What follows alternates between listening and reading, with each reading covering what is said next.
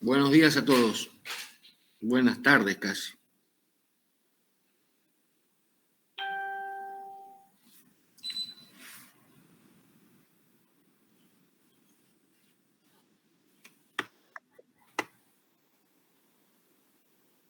Hola. Sí.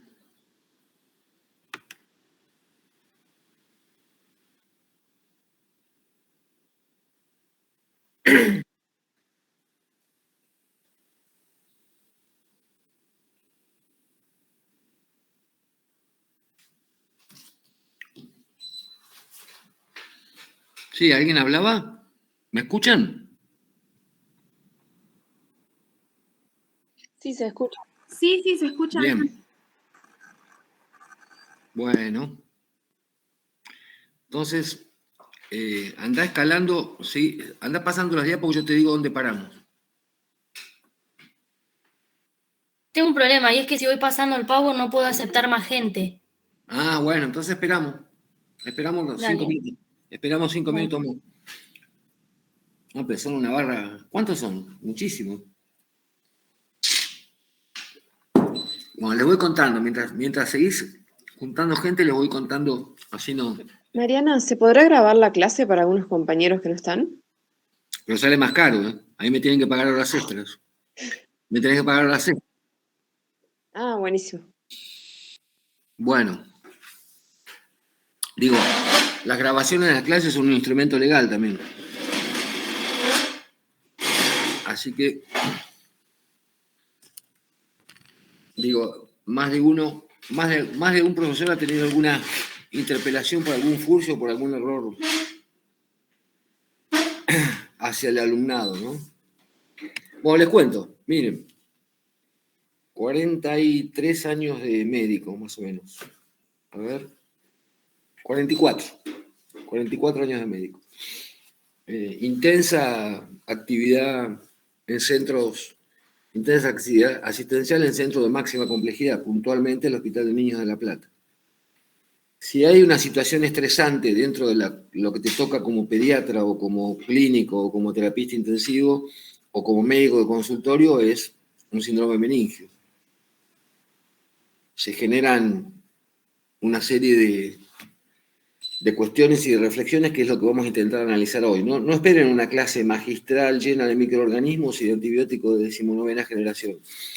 La idea de las clases de la PFO no es formar a un hiperespecialista que sepa la teoría de la meningitis en una terapia intensiva, sino precisamente para el médico general, que es lo que van a hacer ustedes cuando terminen la carrera, que recién se inicia, darle una primera orientación crítica, clínica, acerca de cómo actuar, qué competencias tener para atender inicialmente patologías de esta característica. Algunos de ustedes hará terapia intensiva, algún otro hará medicina interna, algún otro hará pediatría y tendrá la oportunidad de desplegar toda su sapiencia en un manejo de un síndrome meningio de internación.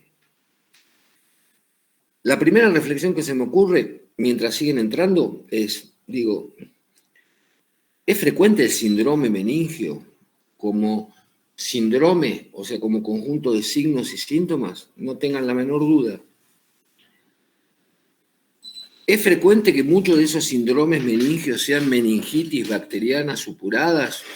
Menos, es menos posible. Pero la gravedad del hecho, la gravedad de tener una infección supurada, el leptomeninges, hace que nuestro despliegue clínico en el momento del análisis de un síndrome meningio sea lo más lúcido posible. Y para ello, volviendo a esto de mi actividad asistencial, les puedo asegurar que el 80% de los diagnósticos presuntivos en síndrome meningio, o sea, me inclino por pensar que es supurada, me inclino por pensar que es un síndrome meningio que no tiene meningitis, se hacen con una adecuada anamnesis y con un adecuado examen físico. O sea que todo lo que yo les pueda contar hoy está vacío de contenido si no vamos a buscar estas prácticas puntuales en el lugar de la asistencia. En que, yo creo que ya podríamos empezar a ponerlo, ¿no? Falta mucha gente. Dale, si querés, sí somos 26. No sé cuántos somos en total. 30 creo que son. Digo, Bueno, a paso ver. entonces. Espera un poquito, igual toda esta cháchara inicial sirve. Digo, espera un Bueno, poco, así no te disturbo tanto. dale, dale. Digo, a ver, ¿en qué situaciones vamos a encontrar un síndrome meningio? En varias. ¿Cuál es la más frecuente, les diría, en la práctica clínica? Un síndrome febril. Un pibe que tiene una angina común y corriente, pero que está con 40 grados de temperatura, ese paciente puede simular clínica y semiológicamente tener una meningitis aguda bacteriana. Primer detalle, entonces, la fiebre debe ser el motivo de consulta más frecuente en pediatría, lejos. Cualquier cosa da fiebre, desde una infección en pultácea en la garganta hasta una infección urinaria que pasó desapercibida, hasta una afección dermatológica sistémica. Digo, la fiebre simula, digamos, en un paciente situaciones clínicas muy variables. Por ello, primera reflexión, nunca analizo clínicamente a un paciente con fiebre.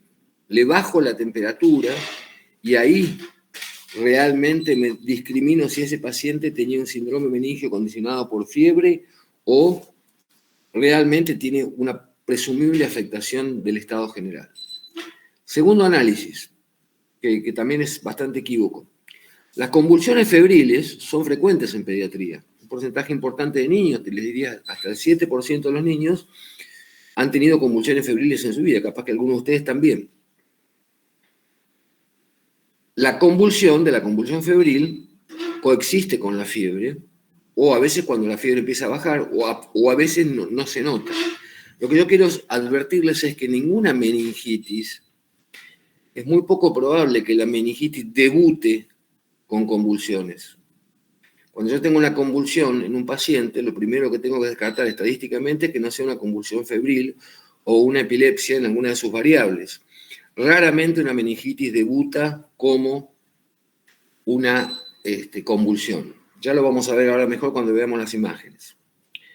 Tercera situación frecuente, le digo para no confundirnos. Cualquier lesión local en el sistema, digamos, en cara, fundamentalmente cabeza y cara, puede simular un síndrome meningio. Por ejemplo, una lesión óptica, una otitis media importante con temperatura, a veces genera espasmo de la musculatura esternocleidomastoidea y uno cree que tiene el signo de Kernel o Brusinski, pero en realidad está condicionado por una lesión localizada, lo mismo con un absceso en la zona. Una lesión, obviamente, en la columna cervical, un traumatismo en la columna cervical o una lesión ósea cervical genera meningismo y eso nos hace, digamos, de alguna manera nos hace dudar de la posibilidad de que tenga o no compromiso meningio asociado, meningio. Cuarta situación, antes que aparezcan las imágenes. Raramente la meningitis debuta en coma. Es una de las complicaciones de la meningitis, pero un paciente que originalmente empieza con un coma no me hace sospechar inicialmente y estadísticamente y por evidencia clínica la posibilidad de un síndrome meningio de causa viral o bacteriana o del que sea. En todo caso, si el paciente aparece con un coma o aparece con un síndrome asimétrico, o sea, con parecias de un lado o con un cuadro comatoso con parecias de un lado, pensaré más posiblemente la posibilidad de una meningoencefalitis global, pero con compromiso cerebral fundamentalmente de tipo viral, como se ve en el herpes. Sobre todo si el paciente tiene algún antecedente de haber tenido herpes antes o tiene alguna lesión que me haga sospechar esa patología.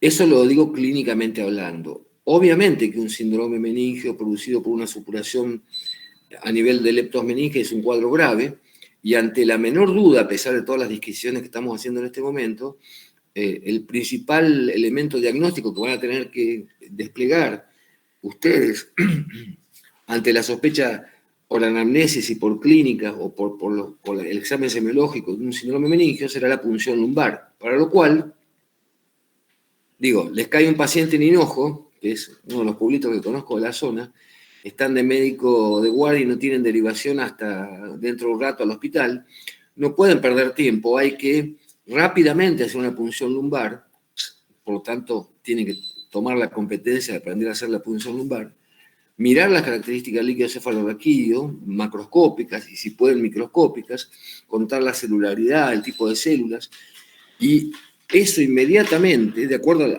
si el líquido es turbio o transparente, me orienta rápidamente hacia una etiología bacteriana, en el caso del turbio, una etiología séptica en el caso del transparente, que podrá ser viral o tuberculoso. Y eso me hace tomar conducta operativa, o sea, yo no puedo derivar a ese paciente con una eventual meningitis porque vi el líquido turbio y va a viajar 1 hora hasta que vaya al lugar de derivación.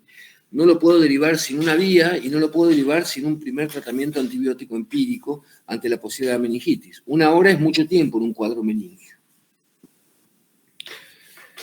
Última acepción antes de la placa, ya creo que sí, siguen entrando, ¿no? Pero bueno, digo, última acepción. Si hay un cuadro agudo, mórbido, tórpido y veloz en pediatría, es la meningitis por meningococo, el shock meningocócico. Se lo describo así mínimamente.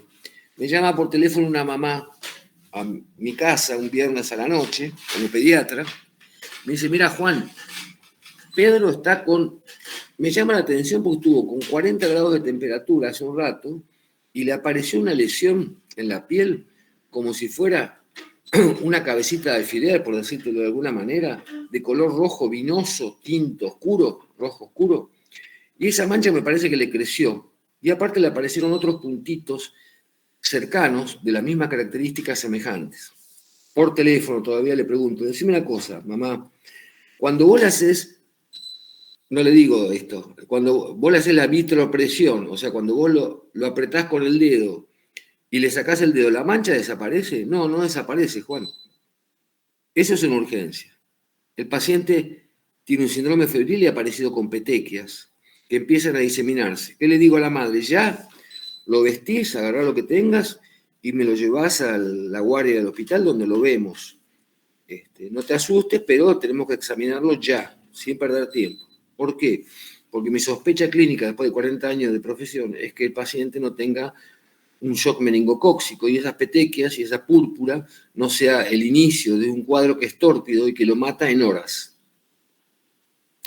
Obviamente, si les pasa esto en Hinojos, o díganme otra localidad de por ahí, claramente hay que hacer una punción lumbar y claramente hay que hacer una primera medicación y derivarlo oportunamente, porque es un paciente que probablemente en horas o en minutos esté con shock y con una púrpura generalizada, condicionada por el meningococo. Porque, digo, como concepto general, dentro de las meningitis bacterianas, el meningococo es el que más morbo y mortalidad tiene bruscamente. Si yo logro sacarlo de las primeras horas, sacarlo del shock meningocócico, ese paciente tiene una excelente sobrevida. O sea que es muy importante mi actividad, digamos, anticipatoria. El neumococo tiene menos mortalidad como bacteria dentro de la meningitis, pero deja grandes secuelas obstructivas. Obstrucción del líquido cefalorraquídeo, necesidad de poner válvulas hidrocefálicas, etcétera, etcétera. Y la tuberculosis, como causa de micobacteriosis a nivel meningia, también tiene graves secuelas por el granuloma tuberculoso que en el sistema nervioso central deja nódulos, altera el líquido cefalorraquídeo, deja agujeros importantísimos que después se ven en el control en el paciente con meningitis. Ahora sí, pasame la primera. Primera sección general. ¿Es frecuente la meningitis? Sí, lo sigue siendo. Obviamente en los lugares más... Esa pasala porque son para clases más largas, es largo esto, así que seguí. Digo, párate ahí. Digo, la meningitis es una enfermedad frecuente que por suerte, gracias a la vacunación, ha logrado disminuir como causa de ingreso en los grandes hospitales, pero post pandemia COVID, semejante desnutrición global, malnutrición en nuestra población infantil, me hacen, no es que me hacen, está descripto, me hacen sospechar y está descripto por la Organización Mundial de la Salud que probablemente se incrementen las cifras debido a la falta de inmunización, debido a las carencias económicas, etcétera, post-COVID. Árbol de decisión clínica, fíjense, signos y síntomas signos, la mamá me dice, le duele la panza, síntomas, tiene fiebre, diferencial anorrectal, le digo, síndrome apendicular. ¿Entiende lo que digo? Pero para eso tengo que saber usar bien los signos y síntomas y englobarlos en un síndrome. Tiene cefalea y rigidez de nuca con un síndrome febril, digo, síndrome meningio. Y empezaré a tomar, véanlo este cuadro con cada una de las situaciones que vean. Es el primer artículo que escribí en un libro de pediatría, en el libro de Morano, hace como 20 años. Digo, tendré que tomar un diagnóstico operativo, tendré que decir, bueno, loco, tiene cefalea y síndrome meningio, tengo que hacer una punción lumbar. Eso es el diagnóstico operativo. Podré llegar al diagnóstico etiológico, si aíslo el bicho. Veré. Pásame la otra.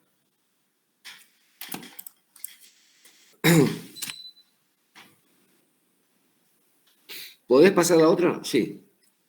Fíjense, función de clínico pediatra. Yo no soy el infectólogo de 19ª generación, soy el clínico que va a ver la meningitis y lo voy a derivar al infectólogo. Pasa la anterior, por favor. Digo, primera reflexión. ¿Cuál es la importancia del clínico trascendente? Porque si yo no hago el diagnóstico esa noche de enfermedad meningocócica, el paciente se muere.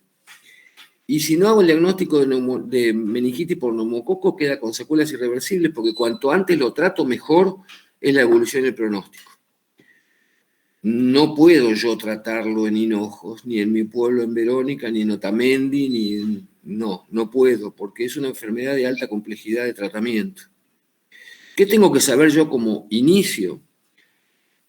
Diagnosticarlo, signos, síntomas, derivarlo tempranamente y adecuadamente, hacer la punción lumbar en el lugar de los hechos para llevarlo al lugar donde lo van a internar y para que le empiecen a hacer el cultivo. Antes le hago la punción lumbar y le saco el líquido cefalorraquídeo antes de la medicación antibiótica, porque después es tarde.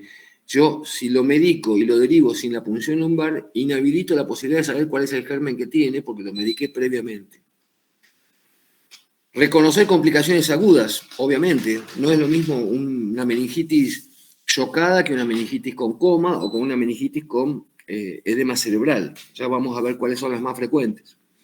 Derivar rápida y adecuadamente, como les acabo de decir, con una vía periférica para el correcto estudio y tratamiento en el lugar adecuado. Estos pacientes son tratados en lugares de alta complejidad, donde hay expertise en el manejo de la meningitis. No es lo mismo una meningitis manejada en un lugar sin experiencia que en un lugar con experiencia. La próxima. Se hace una patología de derivación. Se van a podrir, están filmando. Háganme acordar que están filmando. Se van a cansar de ver en los libros de infectología todas las causas bacterianas de meningitis, el Staphylococcus aureus, la epidermidis, el micoplasma, la tuberculosis, el enterovirus dentro de los virales, el herpes virus, el treponema pálido, porque hay meningitis por espiroqueta, o sea, por sífilis, las parasitarias. Seamos prácticos y sintéticos. Las meningitis virales son más frecuentes que las bacterianas. Son las meningitis a líquido claro. Dentro de las meningitis a líquido claro también se incluye la tuberculosis, que viene en estadios avanzados de la enfermedad, ya lo vamos a ver. Las más frecuentes desde el punto de vista etiológico varían de acuerdo a la edad, porque varían de acuerdo a si es un recién nacido, un lactante o un niño mayor, pero lejos las más frecuentes son los gram negativos, globalmente, en el recién nacido y en el lactante pequeño, y el meningococo, el neumococo y el Haemophilus influenza en los lactantes mayores y en los niños más grandes. Lo leen, está todo en el libro. En la red sana está este tema desplegado de la manera que lo ven, porque esta es una clase que yo hice para ganar el concurso de adjunto hace muchos años en La Plata. Pasame la próxima. Esta clase está pegada y tomada del capítulo que escribí en el libro, léanlo, porque les va a aclarar muchas cosas que van a quedar en el tintero después de una hora y media de clase que tengamos. ¿Cuáles son las causas que simulan meningitis? Eso es lo más importante, eso es trascendente. O sea, no le podemos hacer una punción lumbar a un dolor de cabeza aislado, ¿sí? Y no podemos dejar de hacer una punción lumbar cuando sea necesaria. Entonces, eso es difícil de discriminar. Síndrome febril es como les dije recién, convulsión febril atípica o convulsión febril típica, que es una convulsión. Algunas veces en los niños más pequeños, en los lactantes pequeños, el compromiso general y la astenia que genera una neumonía pueden, si tiene compromiso pleural mínimo, generar una cierta rigidez de tronco que nos hace suponer el signo de Kerney o Brudzinski de la meningitis. Infecciones de senos paranasales, que ya se los dije, intoxicaciones farmacológicas, un shock hipovolémico séptico de otra causa, y los comas que no son habituales porque la meningitis no empieza como un cuadro de coma generalizado. Después se complica con un coma, ya lo vamos a ver. Y la otra cosa que pasa, lamentablemente, y de forma muy frecuente, que la vemos en los lugares de derivación, son las meningitis decapitadas. Pásame la otra. Las meningitis decapitadas, ¿qué son? Son el paciente que tiene una infección urinaria común y corriente, según el médico, que no le hace los estudios correspondientes, lo medica y en realidad lo que está haciendo es decapitar una meningitis que tenía y que empieza subclínica. A eso le llamamos meningitis decapitada. El paciente que es medicado con antibiótico por cualquier causa, sin motivo lógico, y que en realidad tenía fiebre porque estaba haciendo un cuadro de meningitis aguda. Eso es altamente frecuente, lamentablemente lo vemos en cuadros inespecíficos. Pásame la otra. Esto, pasarlo rapidito, fíjense, las causas de acuerdo a la edad, ¿no es cierto? Meningitis aséptica, ya dijimos, la más frecuente es la tuberculosa, mortalidad 5 a 10%, ¿sí? Obviamente la mortalidad depende de la edad del paciente. Un neonato, un prematuro con diagnóstico tardío tiene mayor mortalidad que un niño más grande. Las secuelas, y esto es importante porque estamos en un estadio de reparación, si logramos hacer el diagnóstico oportuno y anticipado, vamos a tener la menor cantidad de secuelas posibles. Dentro de las más frecuentes, como secuelas de meningitis, para que lo sepamos en el momento del diagnóstico, están las hipoacusias, las pérdidas sensoriales, auditivas fundamentalmente, la presencia de convulsiones cuando hay un foco localizado en el sistema nervioso central, la hidrocefalia que requiere la utilización de válvulas, es mucho más frecuente en el neumococo que en el meningococo, o sea, la etiología neumocóxica da más bloqueo a la circulación de líquido cefalorraquídeo, por eso requiere la colocación de válvulas. Retraso madurativo en un gran porcentaje de los casos, o sea, no solo hay que hacer el diagnóstico, sino hay que hacerlo anticipada y oportunamente. Obviamente lo ideal sería evitarlo, porque las secuelas son muy frecuentes en la totalidad de las meningitis agudas. Pásame la otra. ¿Qué le voy a preguntar? Cuarta reflexión. ¿Qué le voy a preguntar? ¿Qué datos de la anamnesis me van a orientar hacia una meningitis aguda? ¿Sí? Fíjense, la edad, ya lo dijimos. ¿Es intra o extra? ¿Es un paciente que estuvo en contacto con el sistema médico? ¿Estuvo dentro de un hospital internado por otra causa o no? Es trascendente, porque si es intrahospitalaria seguramente va a ser gram negativo. ¿Hay meningitis en la institución en la cual el paciente está? O sea, ¿hay una guardería en la cual hay una epidemia de meningitis por hemófilo o por meningococo? Eso me hace sospechar rápidamente la posibilidad. ¿El foco original de la meningitis dónde está? Si está en el oído, pensaré que es un neumococo o un hemófilo la meningitis. Tenía una otitis, hizo una meningitis. No la trataron adecuadamente. El germen será un hemófilos influenza o será un neumococo, o como causa, ¿no? ¿Tiene celulitis? Si la puerta de entrada es una varicela impetiginizada, pensaré que lamentablemente, porque es dramática, el germen productor de la meningitis que tiene este paciente es un estafilococo que viene de la piel, o de una lesión en piel, o de una erisipela. Digo, ¿tiene una fractura de cráneo? O sea, es un paciente que se cayó con la bicicleta hace 15 días y hace una meningitis ahora. Bueno, guarda, porque ahí pensaré en la posibilidad de un gram negativo, neumococo, o depende qué estructura se haya roto. Licúa líquido cefalorraquídeo por la nariz, o sea, tiene una fractura que hace que tenga una continuidad y que esté en relación con la vía aérea superior. Digo, si es intrahospitalaria, en un paciente con inmunodepresión, pensaré en un germen de gran lesividad, como la pseudomonas o como las enterobacterias. Si tiene un traumatismo cráneo previo, ya se los dije recién, ¿no? Digo, como ustedes ven, la anamnesis es trascendente porque me ubica. No es lo mismo una meningitis en un inmunocomprometido que en un pibe con una inmunidad adecuada. en inmunocomprometido, la causa puede ser cualquiera y el germen puede ser de lo más lesivo. ¿Tiene un absceso cerrado? Pienso entonces en una bacteria anaeróbica. ¿Tiene una fístula dérmica en la línea media? O sea, tiene un pelito en la cola entre las dos nalgas. Cuidado, porque por ahí entra el estafilococo. Por ese lugar entra el estafilococo y se conecta directamente con el líquido cefalorraquídeo. Sigamos. ¿Están ahí? ¿Están aburridos? Díganme la verdad. No los veo, por eso deben estar todos durmiendo la siesta. Pero bueno. ¿No? No, estamos acá. No, estamos acá. ¿Están? Sí. No, se levantaron de la siesta. Bien. Sí. Bueno, digo, a ver. Obviamente que después que recojo todos esos datos, tengo que hacer un examen físico adecuado. ¿Qué voy a reparar? ¿Cuáles son las competencias que tengo que desarrollar? Ustedes en los laboratorios, o en la práctica hospitalaria, o en la práctica clínica. ¿Tiene compromiso sensorial? ¿Tiene signos cerebrales focales? O sea, tiene una mano que no mueve, tiene una asimetría, tuvo una convulsión asimétrica. ¿Tiene rigidez de nuca, signo de Kernel y Brusicki? ¿Tiene Babinski, un reflejo arcaico? Le toco la palma del pie y la punta y retrae, hace el mask reflex.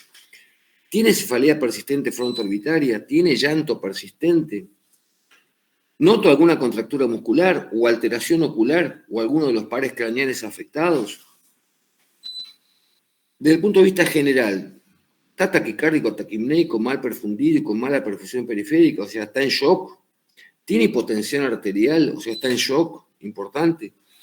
¿Tiene alguna patología cardíaca previa? O sea, ¿tiene un soplo cardíaco que me hace sospechar que tiene una endocarditis y desde ahí, sépticamente, esa vegetación en la válvula se me metió en el líquido cefalorraquídeo por vía hematógena?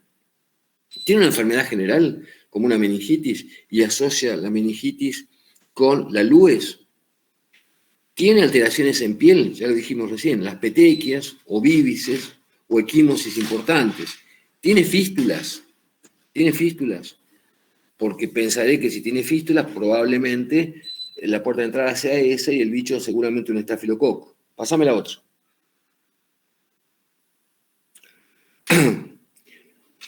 ¿Cuánto hace que empezó? ¿Empezó esta noche, como la mamá que me llamó por teléfono recién?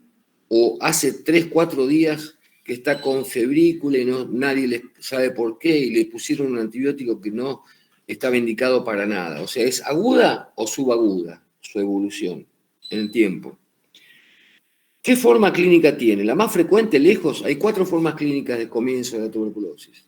Lejos, la más frecuente es la simple, o sea, el síndrome meningio pelado, como lo estamos viendo. Otras tienen shock, o sea, el síndrome meningio más el shock, y ahí estoy hablando probablemente de un shock meningocóxico, ahí sospecho de una causa meningocóxica. Otros tienen coma, el síndrome meningio más el coma, que se desarrolla prioritariamente en los próximos días, no es de debut, no debuta con coma la meningitis, como tampoco debuta con convulsiones. Entonces, si aparece un coma y primero tuvo un síndrome meningio, cuidado que no tenga un herpes virus, que es causa frecuente de coma en pediatría. ¿Tiene hipertensión endocraniana? O sea, ¿cómo me doy cuenta si tiene hipertensión endocraniana? Le hago un fondo de ojo, está hipertenso, tiene hipertensión arterial y está marcando edema cerebral. Cuidado, porque en esos pacientes tendré que tener mucho cuidado para hacer la punción lumbar porque puedo generar iatrogenia al hacer la punción lumbar. Pásame la otra. El 80% del diagnóstico se hace con la anamnesis y el examen físico. Acá ya, en este momento, después de haber hablado con la mamá y después de haberlo examinado, tengo una orientación acerca de la posibilidad de qué germen está produciendo la meningitis y qué forma clínica tiene. De nuevo la etiología, no voy a volver. Todos los granos negativos, fundamentalmente en los recién nacidos, el hemófilo influenza en el neumococo y el meningococo en los lactantes, y parecido en los niños más grandes y en los adolescentes. 3 bichos fundamentalmente: neumococo, hemófilus y meningococo. Pásame la otra. Lean, eso lo van y lo buscan. ¿Es viral? podría ser viral, ¿sí? Obviamente que la viral me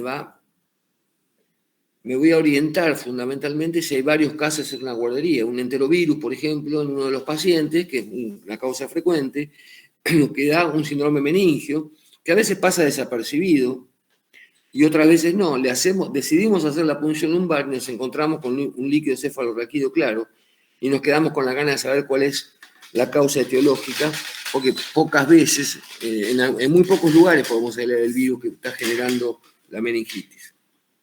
Pasame la otra. Te hago una consulta. Dale. En ese caso lo sospechás la meningitis, le haces la punción lumbar, tenés el líquido y sale claro. Ahí ya te quedás con el diagnóstico, bueno, listo, es viral, y lo tratás con un antiviral, o cómo. Depende de la evolución clínica. Digo, está muy buena, muy bien la pregunta. Obviamente que un paciente que lleva 2 o 3 días de evolución con un síndrome meningio, que yo le hago la punción lumbar, que tiene un catarro de vías aéreas superiores, y en la guardería hay 2 pibes igual, digo, no, es viral. No lo medico por ahora y expecto. No le pongo medicación antibiótica si no puedo aislar el germen. Ahora, también puede ocurrir lo contrario, que el paciente recién comience con la meningitis bacteriana y que todavía el líquido sea claro y que pasado mañana el líquido sea, o dentro de un rato el líquido sea turbio. Ante esa duda clínica, viendo el paciente evolucionando en la sala, le vuelvo a hacer una punción lumbar en búsqueda de la posibilidad de que tenga realmente una bacteria. Y en ese caso, si la encuentro, si el líquido es turbio, la medico. Esperando siempre el cultivo del líquido cefalorraquídeo, que no, digamos, me tarda 24 o 48 horas en llegarme. ¿Fui claro? Sí, claro. Y te hago otra consulta.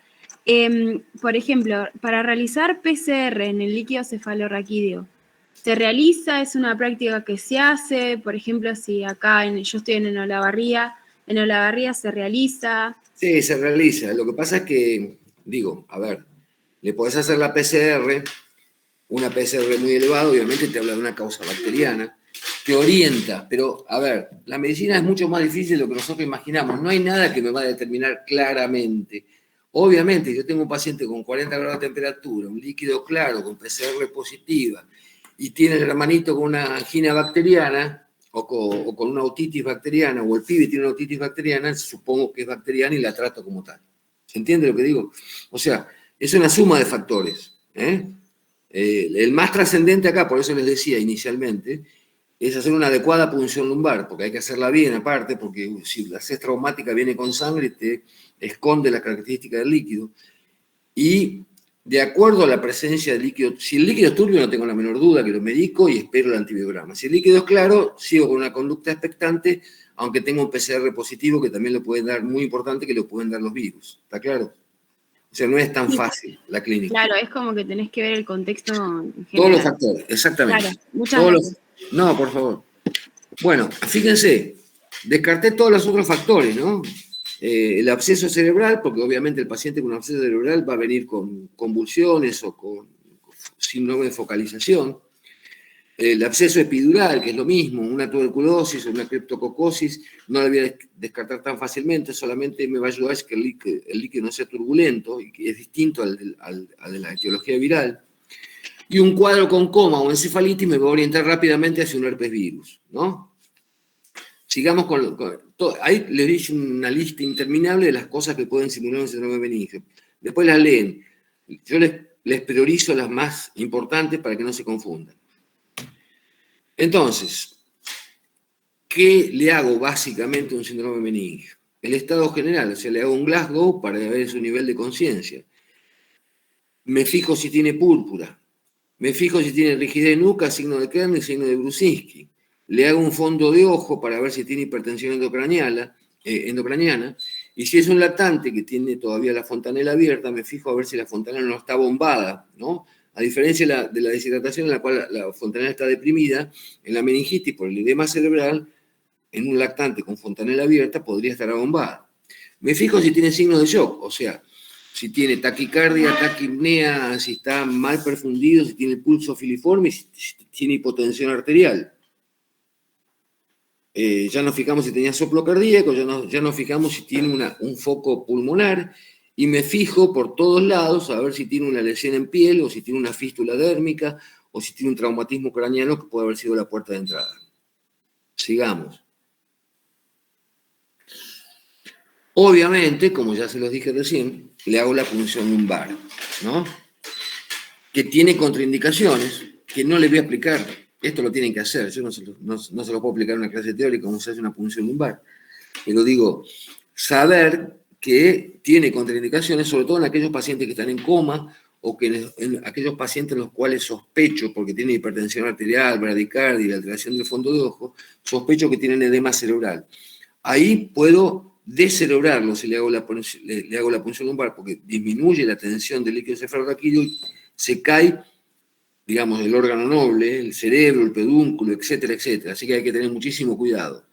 La otra cosa con la cual hay que tener cuidado es no hacerla traumática, cosa que no es fácil cuando empezás, ¿no? Una vez que hace 400 punciones lumbares o Gardel, pero las primeras pueden ser traumáticas, depende de la movilidad del niño, etcétera, y eso genera ruptura de los vasos y genera líquido xantocrómico que te complica porque te confunde, por ejemplo, con una hemorragia cerebral o con un hematoma subdural que sangra en el líquido cefalorraquídeo, un síndrome meningio, ¿no? Que son diagnósticos también diferenciales. Obviamente que eso lo voy a pensar si el paciente tiene un antecedente de traumatismo cráneo cercano. Pásame la otra. Vayan preguntando, ¿eh? Bueno, ahí está la posición. Esto, digo, no lo exacerbo porque esto lo tienen que practicar, ¿no? Pacientes en coma con edema de papila y signos neurológicos de foco, cuidado, porque hay que hacer una tomografía computante, la punción lumbar, cosa que no es tan fácil en hinojos, ni en el mismo la barriga, supongo. Digo, porque podemos generar iatrogenia y generar, por ejemplo, un paro cardiorrespiratorio en el paciente en el momento de la punción lumbar. Lo mismo tendré cuidado cuando el paciente está con convulsiones frecuentes o cuando está con un coma severo o cuando tiene un síndrome petequial porque está trombocitopénico, en el caso del meningococo, le hago la punción lumbar y le genero sangrado porque no tiene plaquetas, sobre todo si tiene una sepsis, ¿no? La próxima. Por suerte, no son tan frecuentes esas situaciones. Primer caso clínico. ¿Quién se anima? Dale, léanlo. Dale, Violeta, léelo. Te digo Violeta porque es la única que veo. El resto están durmiendo la siesta. Bueno, Están todos dormidos, pero bueno. MM de 6 años, sexo masculino, es traído a la guardia de este hospital por presentar infección de vías aéreas superiores, hipertermia mayor de 39 grados axilar, artromialgias, vómitos y cefalea. La madre observa que en las últimas 4 horas, durante su viaje hacia el hospital, le aparecen lesiones petequiales en miembros inferiores. No tiene compromiso meningio al examinarlo. Durante las 2 primeras horas de internación se observa que las petequias aumentan, presentando algunas lesiones purpúricas, y su estado general ha empeorado. Entonces, ¿cuál sería el planteo diagnóstico? Bueno, elijan. Ya les tiré mucha letra de esto, así que pueden elegir bien. Yo iría por una sepsis meningocócica. Exactamente. A ver, vamos a ver por qué no tiene las otras. ¿Por qué no tiene las otras? La enterovirosis podría ser, raramente la enterovirosis, no me lo saques porque si no me pierdo. Raramente la enterovirosis genera petequias o compromiso sistémico, ¿no?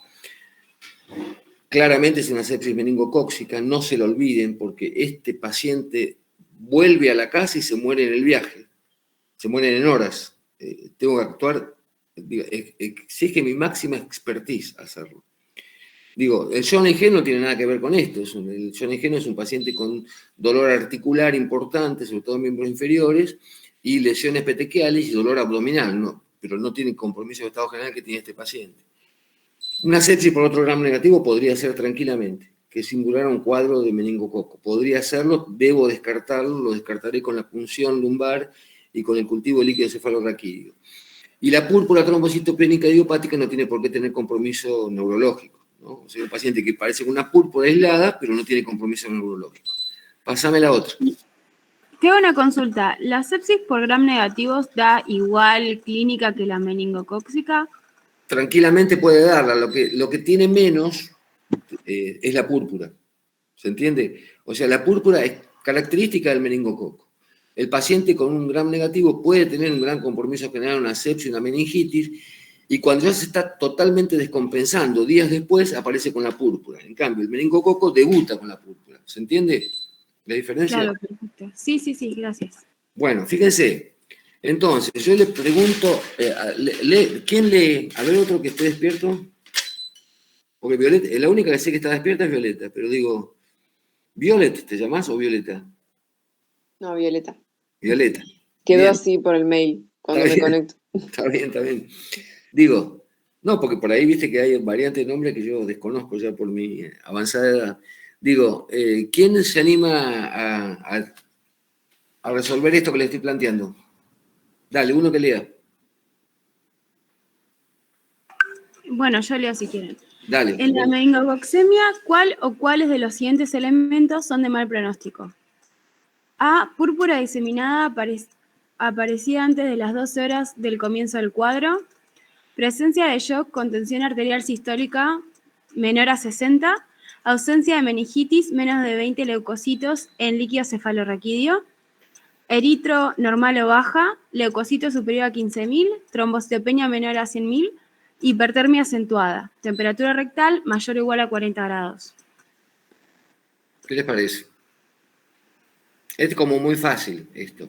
Pero digo, de cualquier manera, nos vamos ejercitando para el examen de ingreso a las residencias. Algunas de estas preguntas, durante muchos años hice los exámenes de pediatría de ingreso a las residencias, muchos años. Y algunas son parecidas. Todas son correctas. Estas respuestas son todas correctas, aunque parezca mentira. ¿Cuál de los siguientes elementos son de mal pronóstico? Todos. ¿Por qué? Porque un eritro normal me está marcando que la velocidad del germen es terrible, que el organismo no tuvo tiempo para reaccionar. Un líquido cefalorraquídeo normal me está diciendo que una sepsis lo va a matar antes de que tenga compromiso meningio, ¿sí? Los glóbulos blancos no me sirven demasiado para casi nada, pero ponele que si son normales tampoco me marcan, me están marcando que el organismo no tiene respuesta ante una agresión semejante como la del shock meningocócico, ¿sí? Lo mismo con la eritro. La trombocitopenia también marca un pronóstico, porque no tiene tanto que ver con el infectológico, sino fundamentalmente con el compromiso hemorrágico de estos pacientes. Ahora vamos a ver algunas imágenes después. Pásame la otra.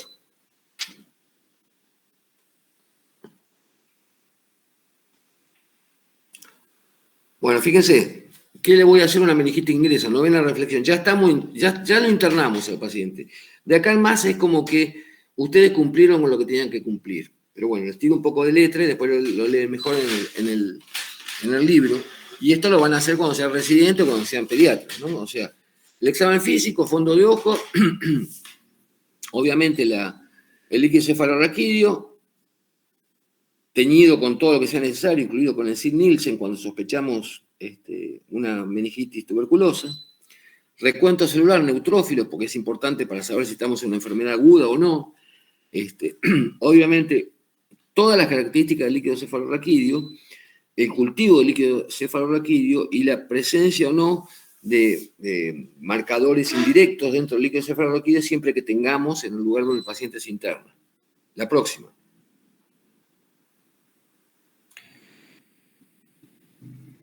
Hemograma completo, cultivo de todo, porque una meningitis es una sepsis, o sea, cuando yo ingreso a una meningitis no solo le hago la punción lumbar, sino también le voy a hacer hemocultivos, le voy a hacer todos los cultivos que pueda hacer. Si tiene una otitis media, sacaré el líquido del oído. Si tiene ampollas o tiene una lesión en la piel, intentaré buscar el germen dentro de ese lugar, dentro del lugar donde se supone que está. Si tiene compromiso pleural, o sea, tiene una neumonía con una meningitis, y tiene un compromiso pleural, tendré que hacer un cultivo del líquido pleural para saber si tiene el germen ahí. Y si tiene eso, es probable que tenga un hemófilus, porque el hemófilus, acuérdense, ama las serosas.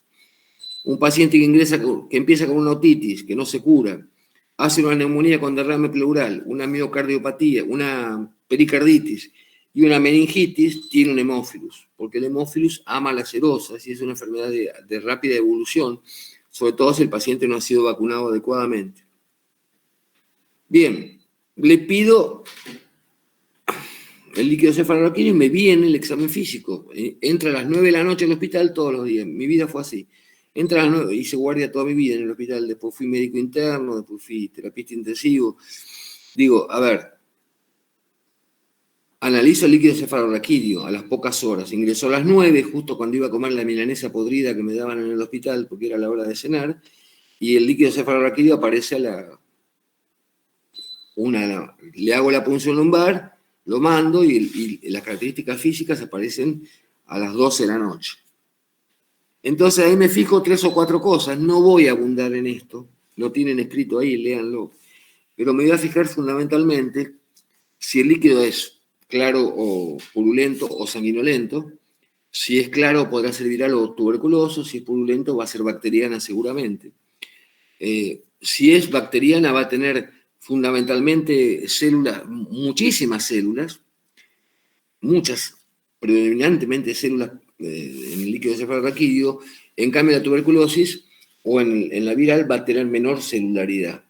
Obviamente, sin duda, va a haber más neutrófilos en la bacteriana, en el líquido cefalorraquídeo, digo, va a haber más neutrófilos en la bacteriana que en las virales o en la tuberculosis, en la cual puede haber fundamentalmente linfomononucleares. La glucorraquia va a ser normal en la viral, en cambio la tuberculosis va a ser menor a 30 miligramos por decilitro. La mitad de la glucemia va a ser, ¿se entiende? En cambio, en la bacteriana, las bacterias se comieron, para que se acuerden, se comen absolutamente la glucosa, por lo tanto, no va a tener glucosa líquida cefalorraquídeo. Va a tener, de acuerdo, esto es un poco de mentirita, pero nos orienta, va a tener mayor celularidad, mayor proteínas, fundamentalmente en las virales, y si el paciente tiene ya algún signo de bloqueo, como el neumococo, va a haber un incremento de la proteína dentro del líquido cefalorraquídeo porque no se depura, porque no se limpia, porque está obstruido el paso del líquido cefalorraquídeo. Eso pasa, por ejemplo, en el neumococo. Pásame la otra.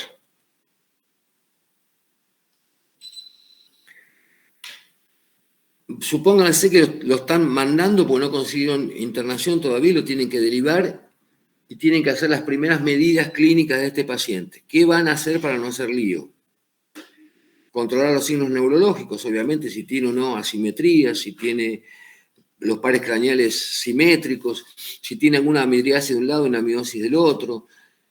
Le voy a poner una vía central, obviamente, porque es un paciente séptico y necesito tener la presión venosa central para saber si se expande o no, si sigue hipovolémico o no. Y lo voy a hidratar con la menor cantidad de líquido posible. ¿Por qué? Porque si no le genero edema cerebral. Le voy a dar más o menos 750 centímetros cúbicos por metro cuadrado de superficie corporal. ¿Sí? Poco sodio, porque hacen síndrome de secreción inadecuada de la hormona antidiurética, las meningitis. Entonces, retienen agua, retienen sodio e incremento el edema cerebral. Obviamente lo voy a supercontrolar. Si tengo un monitor, le pondré el monitor, voy a controlar la tensión arterial en forma frecuente, y me fijaré que no tenga, en el lapso que lo derivo, supónganse que viven en Toluín, que queda en Ushuaia, y lo tienen que llevar a Ushuaia. Son como 3 horas de viaje. Bueno, en ese viaje, siempre que no tengan avión, también hice traslado en avión y en helicóptero, en ese caso tendré que controlar que no se me choque en el camino, que no entre en coma y que no tenga convulsiones, para lo cual tendré que actuar sintomáticamente en cada una de esas situaciones. El tratamiento antibiótico lo voy a tener que hacer de acuerdo a lo que sospeche. Si sospecho un hemófilus, por la clínica, le pondré una cefalosporina de tercera generación o un beta-lactámico positivo, ¿no? Si sospecho que tiene una tuberculosis o un neumococo, probablemente le tenga que poner corticoides. Eso es bastante controvertido, eso se lo puedo preguntar por teléfono al lugar donde lo voy a derivar, ¿no? Fundamentalmente porque los corticoides en las primeras horas, según algunos autores, bastante controvertido, evitan las secuelas mecánicas, o sea, evitan el bloqueo del líquido cefalorraquídeo. Pásame la otra. Esto ya se los dije, ¿no? Catéter, la ampicilina o cefalosporina tercera, la hidrocortisona si me lo autoriza el que lo va a manejar después. Si tiene un shock lo expando con solución fisiológica y obviamente le hago la restricción hídrica por lo que acabamos de decir recién. O sea, le doy poca agua en el suero, le doy nada más que las necesidades basales. Pásame la otra. Pasala. ¿Quién se anima?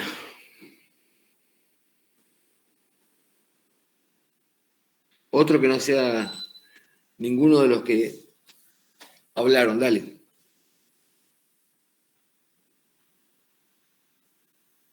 Dale, Mariana. ¿Estás?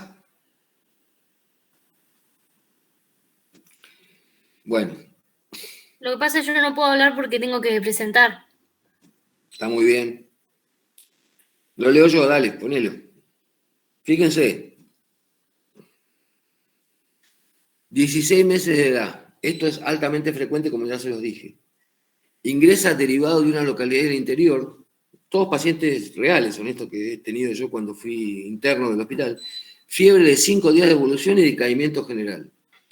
Hace 72 horas recibe amoxicilina con dosis inadecuada por presunta angina. Un lactante de 16 meses no tiene una angina bacteriana. La angina bacteriana empieza a incidir después de los 3-4 años. O sea, ya ahí hay un error conceptual fundamental. Mucho menos voy a medicar una angina con amoxicilina en un lactante que no es el diagnóstico. ¿Sí?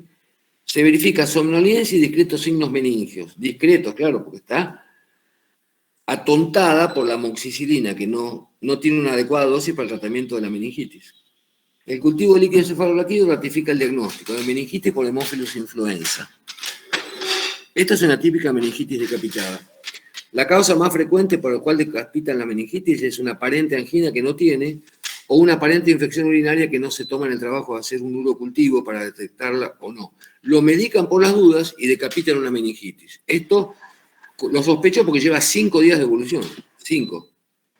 O sea que tiene Tengo una una... consulta. En Sí, ese caso de que tenés Haemophilus influenzae, ¿la amoxicilina no debería ir acompañada de clavulánico? obviamente.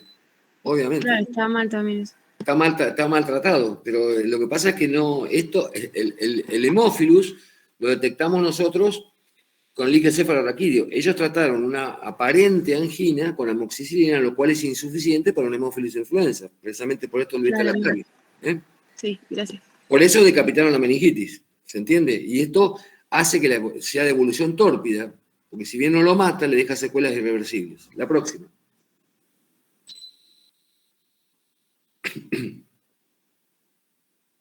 Dale, bueno, esta es la letra de eso. Está en el libro, léanlo.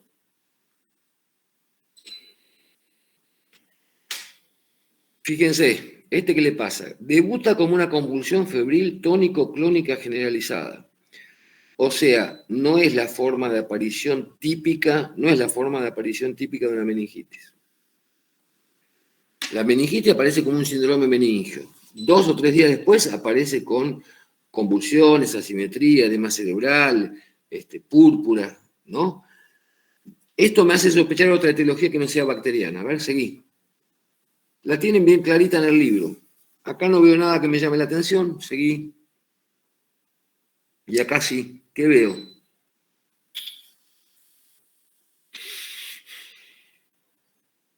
Como un absceso.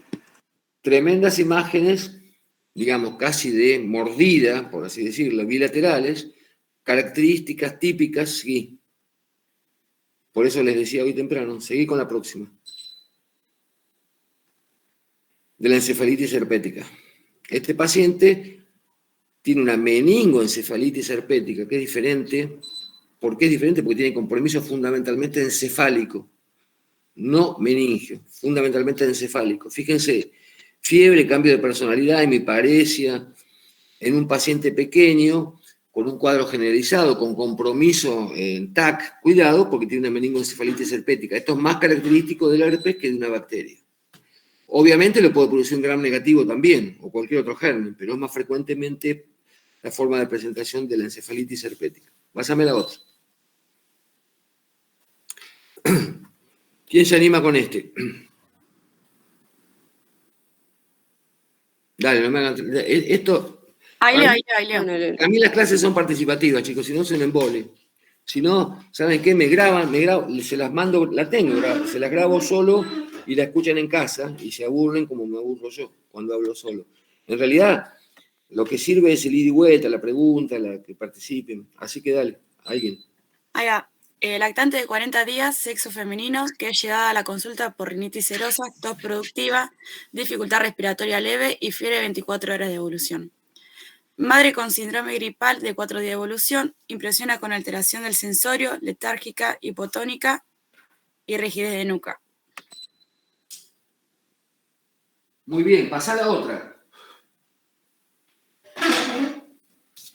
Al examen físico está en regular estado general, hemodinámicamente compensada, afebril, pálida, una frecuencia cardíaca de 140, una respiratoria 34, peso de 4.000 gramos y peso al nacer de 3.700 gramos.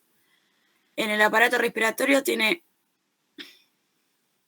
buena entrada de aire bilateral con escasos roncus, un cardiovascular normal, abdomen globoso, se palpa hígado a 5 centímetros por debajo del reborde costal, altura hepática de 8 centímetros, presenta lesiones descamativas en manos y pie, llama la atención la presencia de hematomas en muslos y brazos.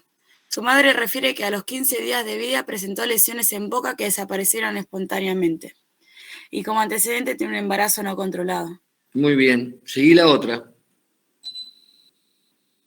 ¿Qué ven ahí? Yo les digo lo que ven y ustedes me van a hacer el diagnóstico. Yo veo, fíjense, en las diáfisis, o sea, en el extremo del hueso largo, veo lesiones como si fueran osteomelitis, ¿la ven? Agujeros, literalmente. Y tiene una doble línea en el periósteo. Fíjense que el periósteo está desdoblado en 2 líneas. Tiene una periostitis con lesiones osteomielíticas en cúbito y radio. Seguí, a ver qué más encontramos. Eso encontramos. Fíjense. Anda para atrás de nuevo y decime qué es lo que te orienta a una luz. Cualquiera de ustedes. Voy a buscar el agua. Los hago hablar así caliento el agua. Las Digan, lesiones precursoras, ¿por cuáles? Está muy bien. decía creo en la boca y tenía en manos y pies, y que el embarazo no estaba controlado. Exactamente. La madre tenía una verdadera positiva y nadie le controló el embarazo y el pibe nace con una meningitis por lubes. Esto es bíblico. Que pase esto es bíblico. Significa que la madre no fue controlada, significa que el pibe tiene una meningitis porque el sistema médico no lo contuvo. Tiene una periostitis típica en el hueso. ¿Ven el periósteo desdoblado del hueso? Se ve claro abajo, ¿no? Y tiene destruido por la espiroqueta, o sea, por el treponema, tiene una osteomelitis por lues, pero aparte tiene compromiso del sistema nervioso central, o sea, tiene una meningitis luética, ¿no? Dramático. Sigamos.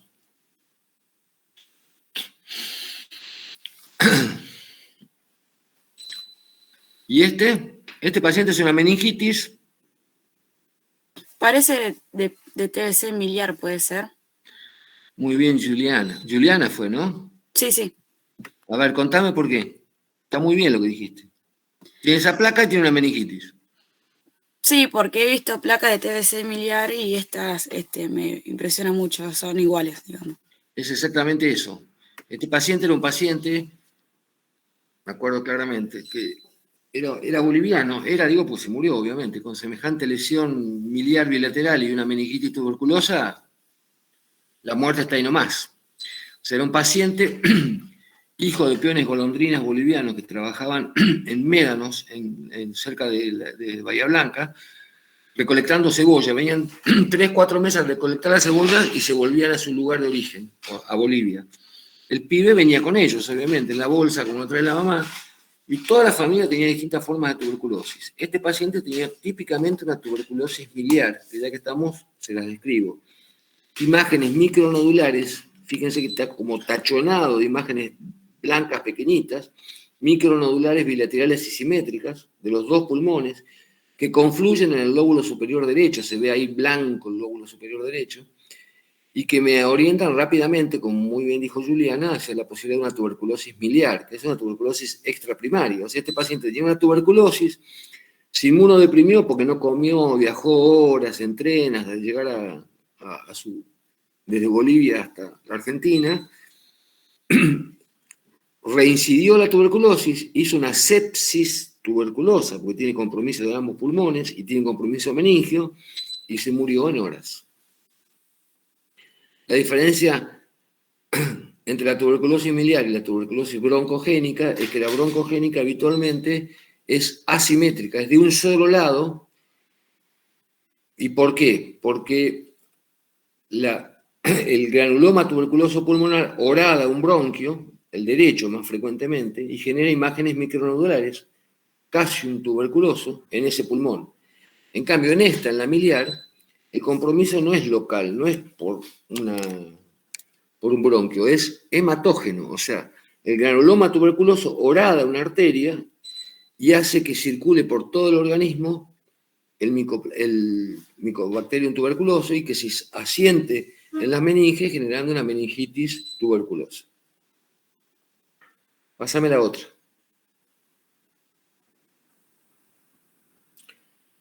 Esto no me interesa para este nivel, no se los vamos a preguntar en este nivel. O sea, ¿cómo deciden la medicación? Les quiero decir, obviamente el esquema inicial mínimo de una tuberculosis es una cefalosporina de tercera generación o un beta-lactámico con ampicilina si sospechás un hemófilus. Obviamente, si es una tuberculosis habrá que hacer el tratamiento específico y si es viral no tiene tratamiento antibiótico y es controvertido el tratamiento viral. Punto. Todo lo demás va a depender fundamentalmente del cultivo de líquido cefalorraquídeo, que lo voy a tener en las 24 o 48 horas de evolución. Empíricamente está muy bien empezar con una ampicilina o un aminoglucósido o con una cefalosporina de tercera generación. Sigamos. Te hago una consulta. Nosotros vimos que se agregaba la ampicilina en las edades extremas de la vida para cubrir la listeria monocitogénesis, ¿correcto? Está muy bien. Ese detalle es perfecto. Ok, gracias. Bueno, fíjense lo que significa no actuar adecuadamente, ¿no? Secuelas. Secuelas agudas, el shock, déjame el cartelito, el shock, la necrosis, las parálisis faciales, las parálisis, digamos, la alteración de algunos pares craneales, la secreción inadecuada de hormona antidiurética, que se los dije, o sea, por eso hay que hacerle restricción hídrica, no ponerle demasiado volumen líquido, y búsqueda de otras localizaciones, o sea, que no tenga un derrame pleural, una neumonía, una artritis, una osteomielitis, un empiema, una endoftalmitis, etc., ¿no? Buscar todo eso. Pásame la otra. ¿Qué tiene este paciente?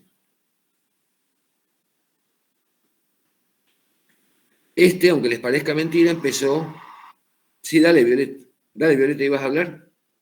No, parecía una meningococcemia, como lo que habíamos hablado. Una típica meningococcemia. Este paciente lleva horas, está en terapia intensiva, como ven, lleva horas de evolución. Capaz que tiene el hemograma normal, el líquido cefalorraquídeo normal, y hace 3-4 horas atrás lo único que tenía era un puntito rojo en algún lugar que se confluye de esta manera. Es una cosa espeluznante cuando lo ves. Rogás que no te pase en la guardia. En horas pasa esto. Obviamente el pronóstico es muy malo. O sea, por eso la velocidad y la anticipación en el diagnóstico es trascendente en estos pacientes. Dale. Es difícil. Complicaciones a largo plazo, fíjense. Absolutamente invadido por petequias y con lesiones irreversibles. La próxima. Con necrosis, literalmente van a haber amputaciones ahora. Es terrible. Bueno, esto ya lo dijimos, ¿no? Convulsiones, días después del comienzo, no debuta como una epilepsia o como un mal convulsivo. Derrame subdural, absceso cerebral, lo hemos visto cuando no hay un adecuado tratamiento. Disminución, obviamente, de la agudeza visual y auditiva por compromiso de los nervios ópticos y auditivos. Y a largo plazo, alteraciones cognitivas y conductales. Pásame la otra. La más frecuente de todas las secuelas es la hipoacusia, fundamentalmente. Algunas En algunas series están descritas como más frecuentes las convulsiones posteriores, como condiciones criptogenéticas al comienzo de la meningitis, porque quedan secuelas irreversibles, ¿no? Pásame la otra. Fíjense, empiema subdural, de la meninge al espacio subdural. Se ve claramente, obviamente ese es un preparado anatómico, el paciente ha fallecido, ¿no?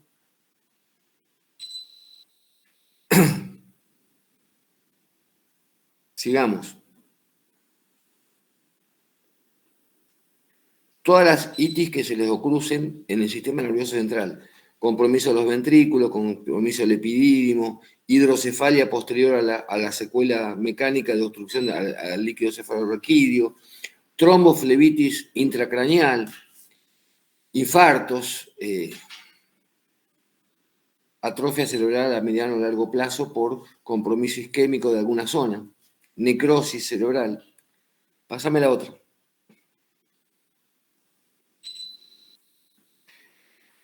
Fíjense, ahí se ve claramente los surcos engrosados, ¿no? En una meningocefalitis neonatal. O sea, como ustedes ven, a mayor velocidad de tratamiento, menor secuelas posteriores. La próxima.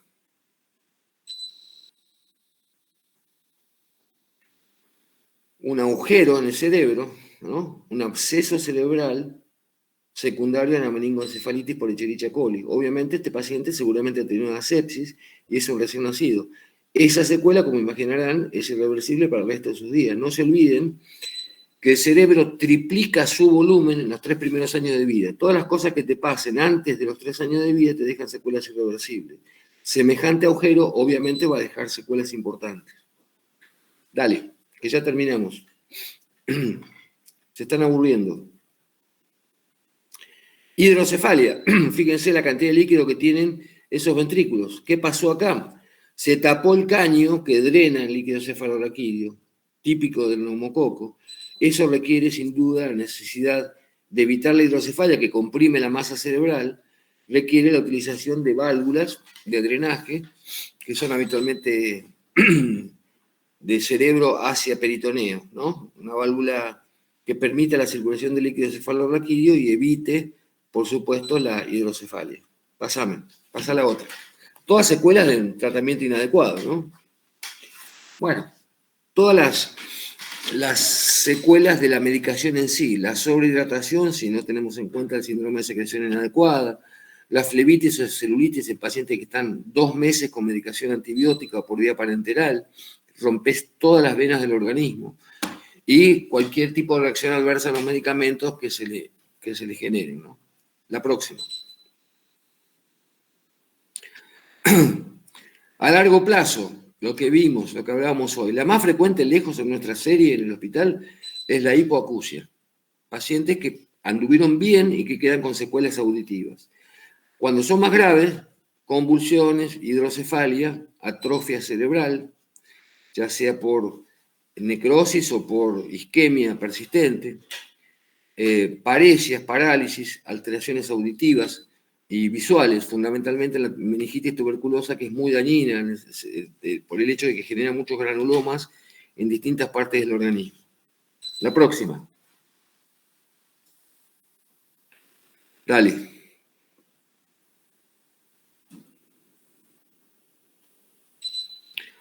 La hipoacusia es la más frecuente, ahí la tienen, en nuestra serie, ¿no? Fundamentalmente las condicionadas por estos dos gérmenes, por el neumococo y por el hemófilos. Pásame la otra.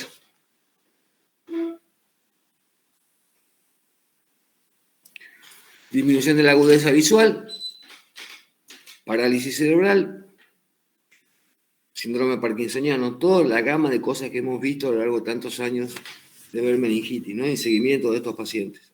Pásame la otra.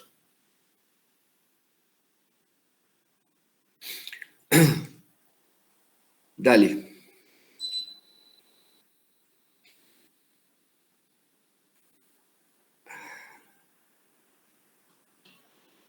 Sigamos. No parece importante. Lo más importante entonces, y acá hay imágenes que son no recomendadas para menores, pasalas. para que vean de lo que estamos hablando, ¿no? Miren, parecen quemados. Parecen quemados. Son todas zonas de isquemia generadas por el shock, ¿no? Con secuelas irreversibles. Son realmente quemaduras o zonas de necrosis muy extensas. Pasá, seguí pasando.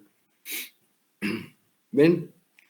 Artrodesis, secuelas quirúrgicas posteriores, zonas de, fíjense esa imagen negra en la rodilla izquierda, esa es una gran zona de necrosis consecuencia de obstrucción vascular.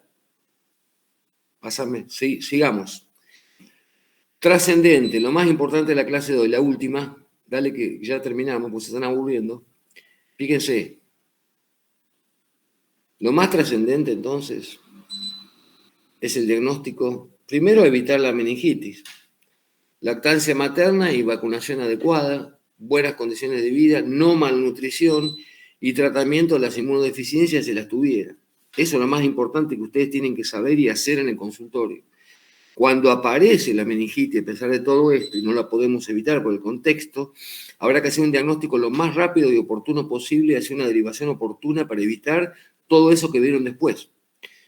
¿Qué expertise tendrán que tener ustedes de toda esta clase? Que yo les diría que tienen que saber antes del ECOE, sospecharla clínicamente con la anamnesis y el examen físico, saber hacer la punción lumbar, que es fundamental, y saber poner una vía endovenosa para eventualmente medicarlo y derivarlo adecuadamente al lugar donde lo van a tratar integralmente.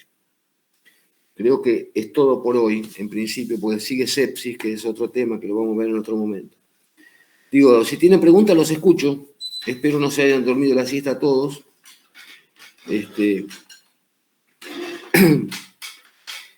Si les pareció clara, no habrá preguntas. Si no entendieron nada, capaz que alguna hay. Y en todo caso están a tiempo de ir a leerlo al libro. Este tema está en la red Sana en forma de pregunta y respuesta. Tiene situaciones clínicas, usted la responde, después tiene la lectura de lo que corresponde a ese tramo. Yo tengo una consulta. Sí. En el caso que no se pueda hacer punción lumbar, ¿no? Por Ujú. ejemplo, que uno sospeche edema y tenga que hacer la tomografía. Y en la tomografía se observa que hay edema. ¿Cómo se continúa con el tratamiento antibiótico? Porque no se puede rescatar germen. Claro, esa situación, digamos, tenés la chance de hacerle, como siempre dijimos, la meningitis es una sepsis. Entonces vos decís, lo cultivás por donde puedas. Si le haces hemocultivo, le haces un cultivo de fauce, le haces cultivo de una ampolla si la tiene, pero no le puedes hacer la punción lumbar y lo tratás empíricamente con una cefalosporina de tercera generación y ves qué pasa con la evolución clínica. No tenés opción, porque estás jugando con la vida del paciente. Claro. ¿Se entiende? Sí, sí. Obviamente que si no le puedes hacer la punción lumbar, después, aunque sea el edema cerebral, ya es tarde, porque una vez que lo medicaste, la decapitas la meningitis y ya no vas a obtener el germen del líquido cefalorraquídeo. ¿Sí? Claro, sí, sí. Gracias. ¿Qué otra duda?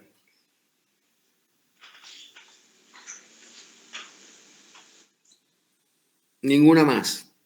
O entendieron todo o se embolaron. Pero bueno, El lugar a donde se deriva tiene que ser un lugar que tenga terapia intensiva infantil, ¿no? No tengan la menor duda. Tiene que tener tres turnos de enfermería, idealmente 2 turnos de médicos, de terapistas intensivos, porque estos pacientes en un gran porcentaje requieren expansión del shock, ventilación asistida mecánica, etc. Y eso lo obtenés en los hospitales regionales. Vos me decís, bueno, ¿dónde ahí en Olavarría? ¿Dónde en Mar del Plata? ¿Dónde en La Plata? ¿Dónde en el Garrahan? Digo, no lo podés tratar en mi pueblo, estas situaciones. ¿Sí?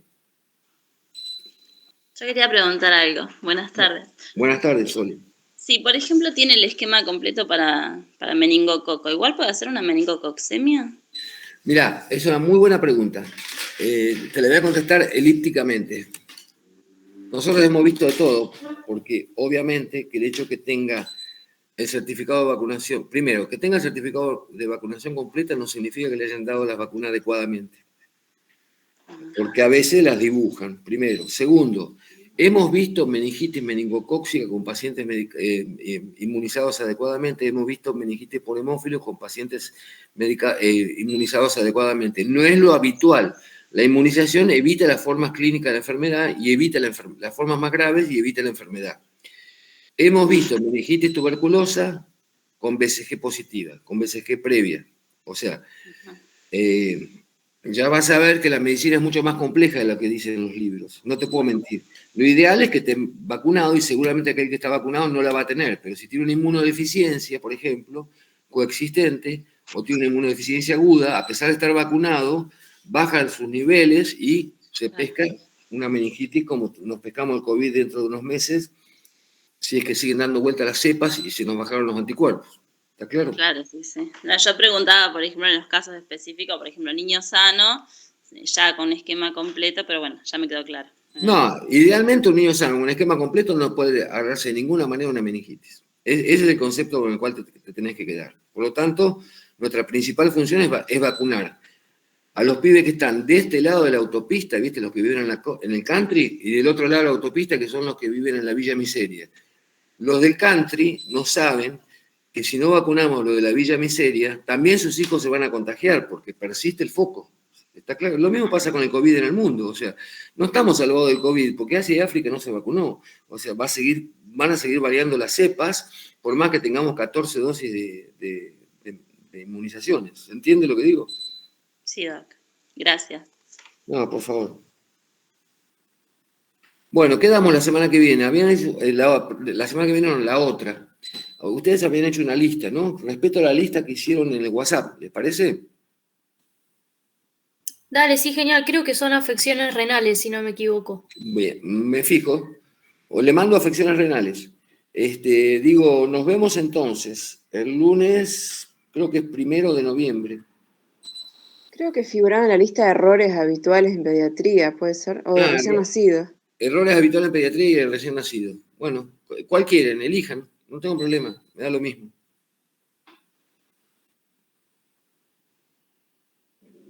¿Lo decido yo de acuerdo a la importancia o lo digan? No tengo problema. Decídanlo entre ustedes. Sí, de última, de acuerdo a la importancia. Podría ser. Mejor, sí. Bien. Sí.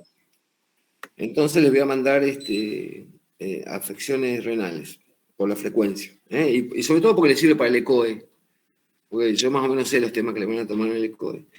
Digo, sería...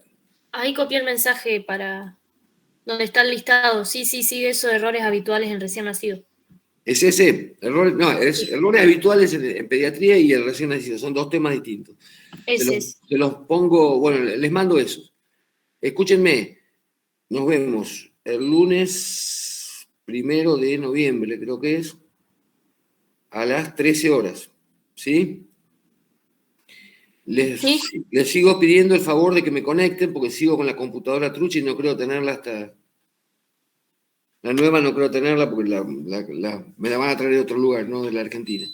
¿Sí? Nos vemos. Buenísimo, nos vemos. Espero no se hayan aburrido. Gracias. Gracias. No.